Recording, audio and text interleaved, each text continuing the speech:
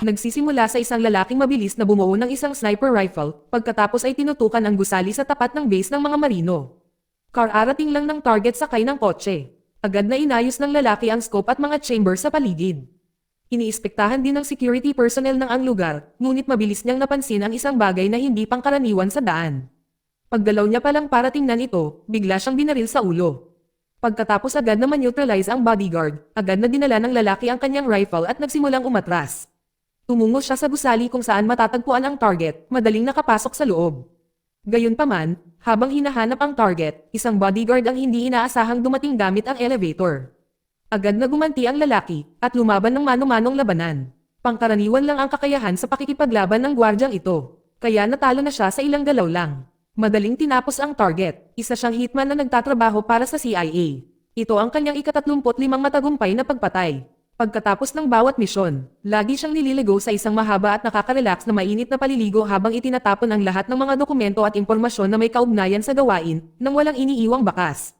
Pagkatapos ng misyon, agad din itong sumakay sa helicopter at lumipad papuntang RM.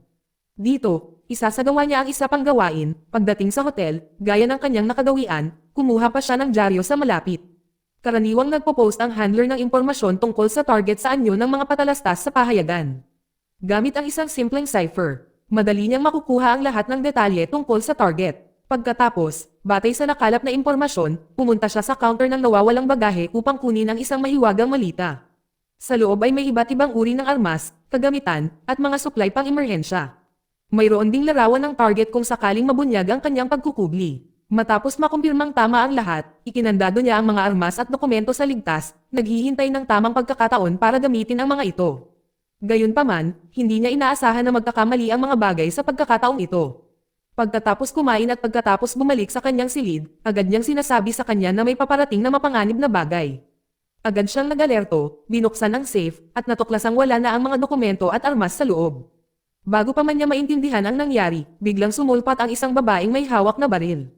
Parang pamilyar kay Even ang babaeng ito. Kanina, noong umiinom siya sa isang bar, nakaupo ang babae sa di kalayuan sa kanya. Malinaw niyang natatandaan na bago umalis, sinabihan niya ang server na dalhan siya ng martini, at ngayon ay lumilitaw siya rito, na malinaw na plinano na niya ito ng maaga. Pero ang mas nakakagulat pa ay alam na alam ng babaeng ito ang lahat tungkol sa kanya. Paano siya nakakakuha ng impormasyon tungkol sa target, paano siya nagsasagawa ng mga pagpatay, at maging ang tunay niyang pangalan. Sinabi niya sa kanya na kung hindi siya maniwala, pwede niyang tingnan ang mga dokumento sa mesa sa likuran niya. Ngunit napakabilis, binaligtad niya ang sitwasyon ng walang kahirap-hirap, at madali pa niyang napigilan ang babae. Sa kasunod na interogasyon, nalaman niyang isa itong ahente ng MI6 na ipinadala upang imbestigahan ang isang kaso na may kaugnayan sa kagawaran ng turismo ng Estados Unidos. Ayon sa impormasyon, ang kagawaran na ito ay isa palang sangay ng CIA. At ang direktang nakatataas kay Even ay mula sa mismong departamentong ito. Pero iginiit ng babae na walang departamentong iyon. Sa madaling salita, sa unang tingin, gumagana pa nga siya para sa CIA, pero ang totoo, wala siyang koneksyon dito. Kahit ang nakatataas sa kanya na nagngangalang Kevin ay 10 taon nang patay. Nang marinig ito ni Even, akala niya'y nag-iimbento lang siya. May sinubukang patunayan ang babae, ngunit sinipa siya ni Even hanggang sa mapahiga ito. Pagkatapos noon, binunot ni Even ang baril niya, balak siyang patayin. Sa kritikal na sandaling ito, isiniwalat ng babae ang nakagugulat na impormasyon. Sinabihan niya itong maghintay, dahil ang kasong ito ay iniimbestigahan na sa loob ng maraming taon, at ang namamahala ay si Monica Walker. Si Monica Walker ay MI6 din. Matagal nang patay si Monica Walker. Si Monica ang asawa ni Even. Pumanaw siya 20 taon na ang nakalilipas. Sandaling nawala ng malay si Even, isinuksok niya ng tela ang bibig ng dalaga, pagkatapos ay binuksan ang kanyang computer para tingnan ang impormasyon. Gaya ng sinabi ng babae, ipinapakita ng impormasyon online na namatay si Kevin 10 taon na ang nakalilipas. Nakakapanibago ito kahit sa malalim na pag-iisip dahil magkasama silang naglingkod sa militar at kalaunan ay magkasamang sumali sa CIA. Higit sa lahat, si Kevin ang saksi sa kasal nila ni Monica.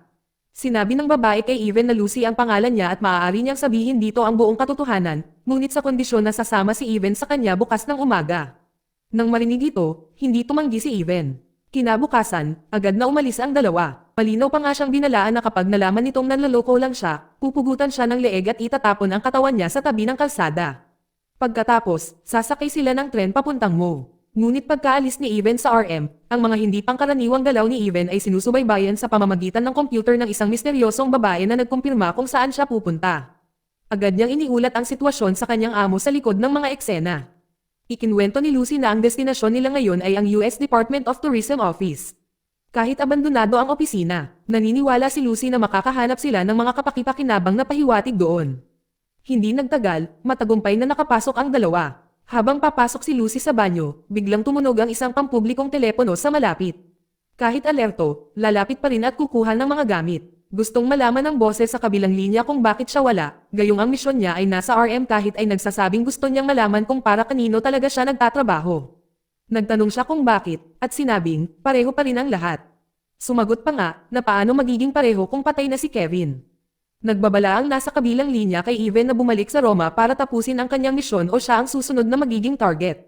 Pero malinaw na hindi natatakot si Even. Ibinaba niya ang tawag ng may pag-iingat. Pagkabalik ni Lucy, nagpatuloy sila sa kanilang paglalakbay. Nang makita ng boss sa likod ng mga eksena na wala na sa kontrol si Even, nagpadala siya ng isang pangkat ng mga mersenaryo para paksain si Even at tapusin ang mga hindi pa nagagawang gawain. Samantala, nakarating sina Even at Lucy sa kanilang destinasyon. Pagtapak ng paa rito, ramdam na ramdam ni Even ang matinding pamilyaridad. Maraming beses na siyang nakapunta rito dati. Noon, si Kevin ang namamahala sa lugar na ito, kaya madalas silang magkita rito. Pero ngayon, pinabayaan na. Sa sandaling ito, dumarating din ang pangkat ng mga mersenaryo. Gamit ang impormasyon sa posisyon na ibinigay ng boss, ang operasyong ito ay napakadali para sa kanila. Di nagtagal, nang kompleto na sila sa mga gamit, pumasok sila sa gusali. Pumasok silang dalawa sa opisina ni Kevin, nakita ang silang eksena sa loob. Ngunit nang sumunod na segundo, hindi inaasahan niyang binuhat ang isang upuan, kinapa ang likod nito, at binunot ang isang maliit na kutsilyo. Hiniwa niya ang tela sa likod ng upuan at natuklasan ang isang nakatagong sistema ng pagre-record sa loob. Gayunpaman, nang sasabihin na niya sana kay Lucy ang tungkol sa natuklasang ito. Biglang tumunog ang elevator sa katabing pintuan. Kaagad pagkatapos, lumabas ang isang armadong lalaki, at mabilis pang napigilan ang kalaban. Nang makita ito ng amo, inutusan ang kanyang mga tauhan na umakyat sa itaas, sinunggaban pa nga niya si Lucy at tumakbo. Gumagamit ang amo ng isang aparato sa pagpoposisyon upang gabayan ang kanyang alip-oras sa paghabol.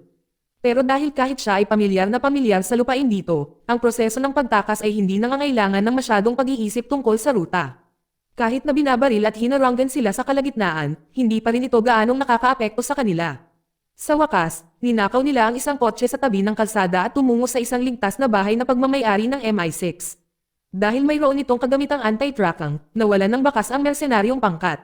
Pagkatapos mag-stabilize, sinisimulan na rin ang pag-aayos ng playback device na kinuha mula sa kotse. Plano niyang pakinggan ang nasa tape mula sa upuan, ngunit ang hindi nila inaasahan ay ang marinig ang boses ni Kevin.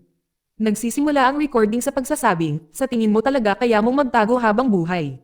Sabi ni Kevin, hindi namin kailanman nilayon na lutisin ang mga bagay-bagay sa pamamagitan ng pagpatay.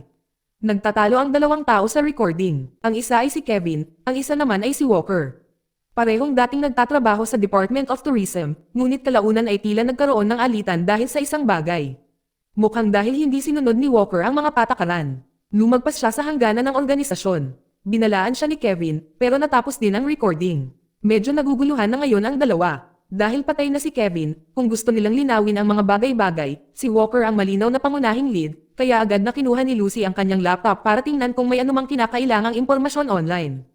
Nakaupo siya malapit dito at sinusuri ang kanyang mga armas at bala, ngunit ngayon ay 2 magasin na lamang ang natitira. Malinaw na hindi sapat ito, kaya naghanap siya ng ilang materyales at nagsimulang gumawa ng ilang simpleng bomba. Dahil sa mga taon ng karanasan bilang isang espesyal na agent, hindi ito mahirap sa kanya. Pagkatapos kumain, lumabas pa nga sana siya, balak sanang bumili ng makakain, pero napansin niya ang isang dyaryo sa kalapit na mesa. Casual niya itong kinuha para tingnan at hindi inaasahang natuklasan ang mahahalagang impormasyon. Agad siyang nagseryoso at mabilis na naunawaan ang nakatagong nilalaman sa loob nito. Pagkatapos ay naghanap siya ng server. Matapos niyang makumpirma na magagamit niya ang kanilang telepono, agad siyang nag-dial ng isang numero. Nagtatanong ang boses sa kabilang linya kung nahanap na ba niya ang gusto niya. Kahit sinasabi niyang hindi pa, sinasabi ng boses na ito na ang huling pagkakataon niya, sinasabihan siyang bumalik para tapusin ang misyon. Ang impormasyong nakatago sa pahayagan ay isang paraan ng komunikasyon na inilalagay ng babaeng handler sa kahilingan ng amo. Hindi niya rin alam kung sino ang taong iyon, pero base sa tono ng pananalita niya, nahulaan niyang kilalang kilala siya ng mga ito. Bukod pa rito, pinagbabantaan ng kabilang panig ang buhay ni Lucy. Bago pa man makapag-react si Even, bigla na lang siyang nakarinig ng ingay. Isang kotse ang mabilis na humarurot papunta sa kanya. Kahit wala ng ibang pagpipilian kundi ang umiwas. Walang pag-aalinlang ang pinaputukan si Even. Walang pag-aalinlangan, ay mabilis siyang lumayo sa di kalayuan. Nakita ito ng mga mersenaryo at hinabol sila, lumiko sa isang eskinita, at mabilis pang ang nakakita ng isang truck sa tabi ng kalsada. Agad siyang lumihis, nagtago sa likod ng truck para makaiwas sa mga humahabol, at matagumpay na nalinlang ang mga humahabol. Hinihintay silang makalayo, ipinagpatuloy pa niya ang pagmamaneho patungo sa safe house, ngunit hindi niya alam na may tracking device na nakakabit. Nawalan ng signal ang tracking device at naalala ng commander na may safe house ang MI6 dito sa paligid. Nagmamadali pang ang bumalik sa safe house at tinawagan si Lucy na umalis agad. Ngunit pagkapasok niya sa loob, kamrupo rin ang kabilang panig, at mabilis na pinaputukan ang bahay na kanilang pinagtataguan. Nang makita ito, agad siyang tumayo, hinugot ang kanyang sandata, at sumugod. Matapos maubos ang laman ng isang magasin, matagumpay niyang nagambala ang ritmo ng kanilang pag-atake. Nang makitang hindi na makontrol ni Carrie ang dalawa, kumuha siya ng light machine gun at isang M249L, balak niyang gamitin ang katotohanan nasa kanyang mga kamay upang durugan ang kanilang kalooban. Tumakas ang dalawa sa pamamagitan ng isang tunnel sa ilalim ng lupa. Hindi napatay si Carrie at ang kanyang grupo dahil sa naunang pagsabog. Sa kabaligtaran, mas lalo pa silang nagalit. Maya-maya pa, hininto rin ni Lucy ang sasakyan sa isang ligtas na lugar. Nagsisimula na ring pagdudahan ang tunay na pagkakakilanlan ni Lucy, iniisip na hindi talaga siya ang MI6 dahil ang ligtas na bahay na iyon ay walang kahit anong armas o supply. Binalaan niya itong magsabi ng totoo o aalis agad ito. Nang makita ni Lucy ang ekspresyon ni Even, alam niyang seryoso ito. Wala siyang ibang magawa kundi sabihin ang lahat. Si Monica Walker ang kanyang ina. Maraming taon na ang nakalilipas, namatay siya sa isang aksidente sa sasakyan. Kahapon lang natagpuan ni Lucy ang kanyang ama. Sa tingin ni Even ay niloloko pa rin siya ni Lucy. Pero pagkatapos noon, itinaas ni Lucy ang kanyang damit at tumambad ang isang birthmark sa kanyang tagiliran na kapareho kay Even. Ibig sabihin, anak niya si Lucy, sa wakas ay naniniwala na si Even. Pero napakaraming taon na ang lumipas, at hindi niya alam na may anak na pala sila ni Monica. Matapos kumalma, nagsimulang mag-usap ang mag-ama. Lumalabas na noong umalis si Even, buntis na si Monica. Lubos na nagbago ang kanyang buhay mula noon. Nang tunay na tanggap ng mag-ama ang isa't isa, binuksan ni Lucy ang worklog ni Even na may balak maghanap ng mga pahiwatig mula sa mga taong minsan niyang pinatay. Kinabukasan, nagising si Even at nakitang sinusuri pa rin ni Lucy ang listahang iyon. Mabuti na lang at may ilang bagay silang natuklasan. Iyon ay bago pa man isinara ang Departamento ng Turismo. Ang mga target ni Even ay pawang mga terorista, diktador, at kontrabida. Pero matapos mabuwag ang departamento, nagbago ang mga target sa mga siyentipiko, ehekutibo, at mga politiko. Ang mga ehekutibo at mga politiko ay maaari ring maging masasamang tao. Pagkatapos sabihin ni Lucy na patay na si Kevin, ginamit niya ang computer para verifikahin at may natuklasan siyang kakaiba. May dalawang bersyon ng obituaryo ni Kevin. At sa kakaibang obituaryong iyon, may isang cipher na iniwan ni Kevin. Mula sa karagdagang pagsusuri, napagtanto ng dalawa na matapos isara ang Departamento ng Turismo. Para linawin ang katotohanan, pumunta ang dalawa sa punong himpilan ng Griffon Group. Agad silang nakita ng babaeng supervisor. Halatang-halata sa ekspresyon niya ang pag-aalala. Sa ilalim ng gabay ng babae, nakilala nila ang taong namamahala. Siya si Walker, ang nakipagtalo kay Kevin sa recording. Pagkakita kay Even, bakas sa mukha ni Walker ang matinding tuwa. Pero sa totoo lang ay labis siyang nagpapanik dahil alam niya na kapag natunton na ni Even ang daan papunta rito, ibig sabihin ay nabunyag na ang lahat. Kaya, sinubukan niyang magmakaawa para sa pagkakataong mabuhay at sinabi kay Even na buhay pa si Kevin. Para malaman ang buong katotohanan, nangako si Even na hindi niya papatayin si Walker. Pagkatapos ay ibinunyag ni Walker ang lokasyon. Pagkatapos, sina Even at Lucy ay sumakay ng bangka upang hanapin si Kevin. Nakarating sila sa isang maliit na isla sa kanluran. Kung titingnan ang sandatahang lakas sa isla, malinaw na hindi isang ordinaryong tao ang may-ari ng isla. Dumaan ang mag-ama sa isang hanay ng mga mansyon sa ilalim ng gabay ng mga gwardya, pagkatapos ay nakarating sa isang panloob na lugar ng pagsasanay ng kabayo. Sa sandaling ito, nakikipaglaro si Kevin sa isang mahalagang kabayo na nagngangalang Antek. Nang makita si Kevin, agad itong lumapit. Lumapit din si Even nang nakangiti, pero pagkatapos noon, sinuntok niya agad si Kevin na nagpabagsak sa kanya. Kahit na galit si Even, nanatiling kalmado si Kevin dahil alam niyang si Even ang nagpatunay ng totoo. Dinala niya ang mag-ama sa isang pribadong silid tanggapan at sinimulang sabihin ang buong katotohanan. Lumalabas na si Kevin ang nagtatag ng Griffon Group. Sa simula, itinatag ang kumpanya upang humawak ng mahihirap na gawain para sa CIA. Kahit ang mga target noong una ay pawang mga kontrabida, ngunit nang bawasan ng CIA ang mga operasyon nito, Ang kanyang kasosyong si Walker, sa kagustuhang mabuhay, ay naging sakam. Hindi na sila eksklusibong naglingkod sa CIA, kundi lumipat na lamang sa mga transaksyong pinansyal upang mas mabilis na kumita ng pera, kung kaya't naging isang malaking negosyante sa pananalapi. Dahil sa mga utos na naisakatuparan, minanipula niya ang stock market para kumita pa ng mas malaki. Pero hindi sumang-ayon si Kevin sa mga aksyong ito, ngunit kasabay ng pagbubunyag ng buong katotohanan ay ang umalungaw na mga putok ng baril sa labas. Si Carrie ang nangunguna sa pangkat ng mga mersenaryo para umatake. Malinaw na ipinadala ni Walker dahil ngayon alam na ni Even ang lahat at naging isang bantana. Sa pamamagitan lamang ng pagpatay sa kanya maaalis niya ang posibleng problema. Walang kapantay ang mga tauhan ni Kevin para sa mga batikang mersenaryo. Wala silang ibang magawa kundi ang magsama-samang magtago sa silong. Ang lugar na ito ay naglalaman ng lahat ng uri ng armas at kagamitan. Di nagtagal, pumasok si Carrie at ang kanyang mga tauhan sa silong. Isang matinding labanan ang agad na sumiklab sa pagitan ng dalawang panig. Sa maikling panahon, tuluyang nalipol ang mga tauhan ni Kevin. Lumaban pa siya ng buong lakas, pero napakarami ng mga kalaban. Hindi sila makakakuha ng kalamangan. Tinamaan din si Kevin ng rocket at agad na namatay. Sa sandaling ito, lumitaw si Walker mula sa likuran. Agad pang ang inakay si Lucy palabas para tumakbo, pero agad siyang inatake muli. Kahit anong pilit nila, hindi pa rin nila ito kayang iwasan. Kahit na mag-isa sa pakikipaglaban sa maraming mersenaryo, labis na nahihirapan. Agad na naghagis si Lucy ng granada na nagpabagsak sa ilang kalaban. Nakita ng mag-ama ang pagkakataong makatakas, ngunit napapaligiran sila mula sa magkabilang panig sa ilalim ng isang arko ng tulay.